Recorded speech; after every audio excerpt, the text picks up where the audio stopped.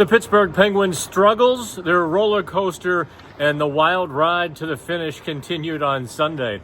I am Dan Kingerski on the Pittsburgh Hockey Now platforms, the YouTube, and the Facebook page.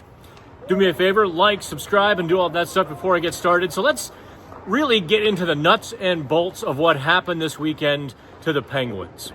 I don't think you care so much about the actual score and the loss to Toronto. 6-5 in overtime, by the way. A couple, maybe a few soft goals, at least a couple of stoppable goals by Joel Blomqvist. The Penguins keep rallying. Sidney Crosby, Brian Rust, Rickard Rakell carry the offense. The fourth line chipped in quite well. Cody Glass on the line with Blake Lizotte and Noel Acciari. Had to like the combination. Glass really seemed to flourish on that line. The power play scored a goal. And yet, the game was an absolute gong show for the Penguins defensemen. Starting with Erik Karlsson, but also including Ryan Graves and Vincent Desharnais. The only defenseman that I would grade well on Sunday would be Ryan Shea. Although Chris Letang, I thought, played pretty well. Maybe I hold the bar too high on Letang. By the way, put a pin in Letang because Pittsburgh Hockey Now talked with Letang in the locker room after everybody else was gone. Letang was kind of still there. So I wandered over and had a conversation with Chris Letang that I think is going to go viral. He opened the door to some things that surprised me, or at least phrased things, and I'll let you decide when we print the story later on Sunday. But let's get to the top of the Penguins' defense core, or corpse, as the case may be. Erik Karlsson, numerous giveaways. Mike Sullivan didn't single anybody out on Sunday. That's not his style, but boy, he really could have tore into Carlson. Not just maybe for some lackadaisical play, but if you took a look, I mean, Carlson actually wasn't scored with a minus on Toronto's fourth goal, which was a breakaway by John Tavares, because Carlson got off the ice ill-advisedly. Toronto has the puck. Carlson changes up. In that gap and in that time that Carlson goes to the bench and Ryan Shea can come onto the ice, well, that left John Tavares wide open for a breakaway. Joel Blomqvist just was sort of helpless on that. So Shea gets the minus. Carlson should have gotten quite a bit of the blame. Not to be outdone, 47 seconds later, 3.2, whatever it was, left in the period. 3 seconds to go in the period.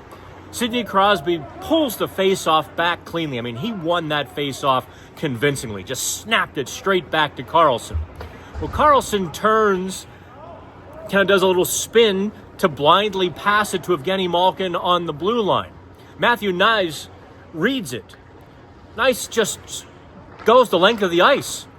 He read the pass, he intercepts it. Malkin had no chance. There is a charity game. Tyler Kennedy, Phil Bork helping to raise some money down below. So Knies just races the length of the ice. He beats Joel Blomqvist with probably a 25-foot top shelf wrister. Blomqvist could have made the save, or he had a fighting chance to make the save. It wasn't like Saturday when David Pastrnak turned Nedeljkovic inside out rather. That's David Pastrnak. A 25-foot wrist shot, kind of like between the circles, or actually even a little further back than that. Top shelf. The puck crossed the line with 0.1 seconds remaining. Obviously, that ties a record set by many because you can't have any less time on the clock.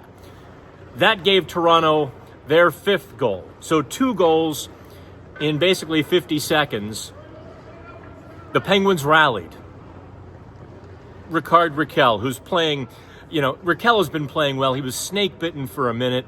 Now he's filling the net once again. 2 more goals on Sunday. That line with Crosby, Rakell, and Rust, so good. I'm going to put a terrible thought in your head. Where would this Penguins team be without Sidney Crosby? How bad would they be? Just think about that for a minute. Because the Penguins' defense, I as a professional writer, I've got some adjectives, but none of which I can say and get paid on YouTube. None of which I should put in print on a family website. Even the first goal. An awkward handoff from Blomqvist to Ryan Graves.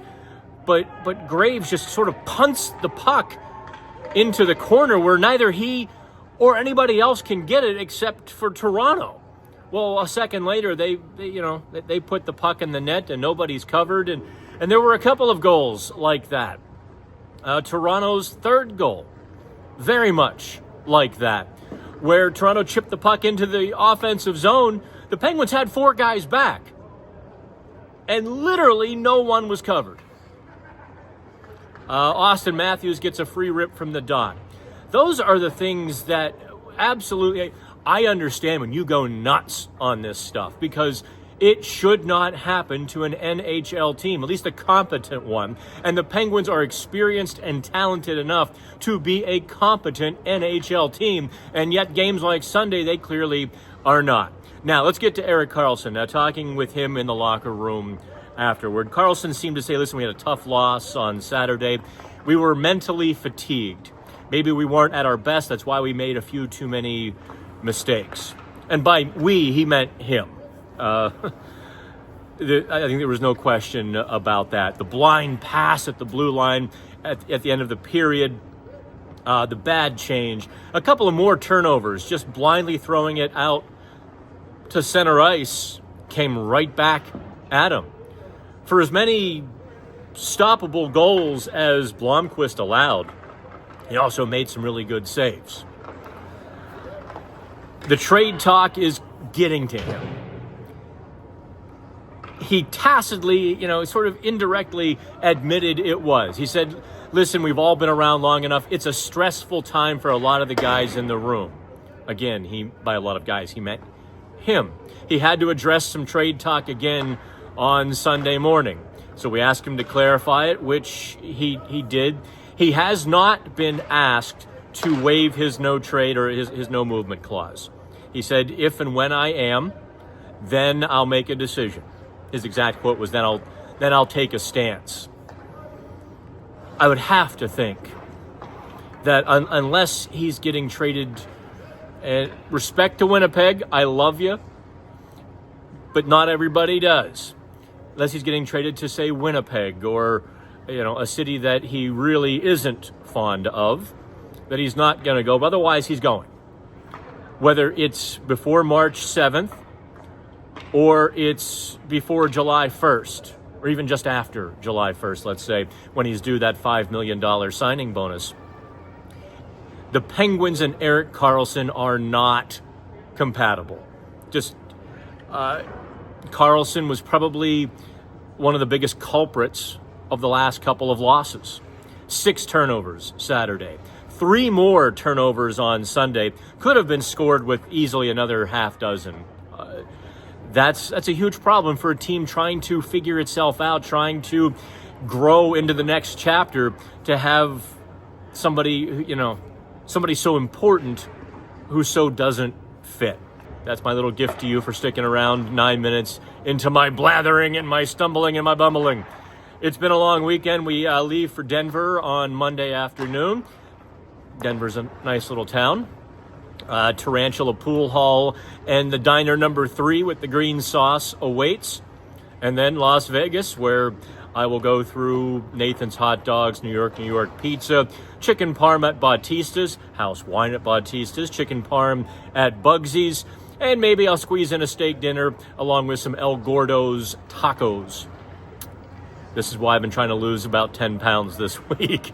All right, I appreciate you all. Like, share, subscribe. Check out PittsburghHockeyNow.com. All the content is there. I'd love it if you could subscribe to PHN as well. That's what keeps us on the road. Only 2 outlets are full-time travel outlets now. Another independent, my competition, and Pittsburgh Hockey Now. Not even the newspapers are on the road full-time. So we rely on you to keep us there. Okay, that's it for me, Dan Kingerski from PPG. I'll be back here in like 10 days. Till then, have fun.